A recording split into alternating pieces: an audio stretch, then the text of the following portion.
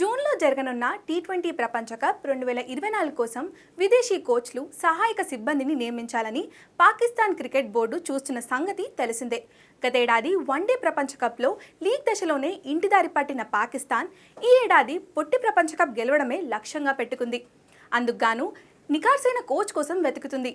ఈ క్రమంలో ఆస్ట్రేలియా మాజీ ఆల్రౌండర్ షేన్ వాట్సన్తో పీసీబీ అధికారులు సంప్రదింపులు జరిపినట్లు సమాచారం.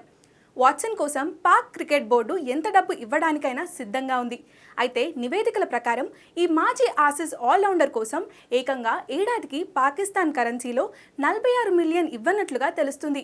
భారత కరెన్సీలో చూసుకుంటే ఇది మొత్తం అక్షరాల 55 కోట్ల రూపాయలన్నమాట.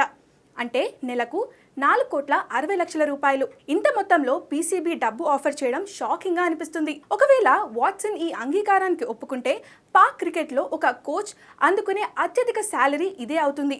అయితే ప్రస్తుతం పాక్ క్రికెట్ బోర్డుకు ఆర్థిక పరిస్థితి దారుణంగా ఉన్న సంగతి తెలిసిందే. తమ పాకిస్తాన్ సూపర్ లీగ్లో స్టార్ ప్లేయర్కు ఇచ్చే అత్యధిక మొత్తం 1,40,00,000 రూపాయలు. అలాంటిది ఒక విదేశీ కోచ్ కోసం పీసీబీ ఇంత భారీ మొత్తంలో బంపర్ ఆఫర్ ఇవ్వడం సాహసమనే చెప్పాలి. ఒకవేళ ఈ ఆసీస్ ఆల్రౌండర్ ఓకే చెబితే పాక్ క్రికెట్ బోర్డు అప్పుల పాలవడం గ్యారంటీగా కనిపిస్తుంది. ఇదిలా ఉంటే ఏడాదికి 55 కోట్ల ఆఫర్ చేసిన వాట్సన్ తన నిర్ణయాన్ని ఇంకా తెలపలేదు.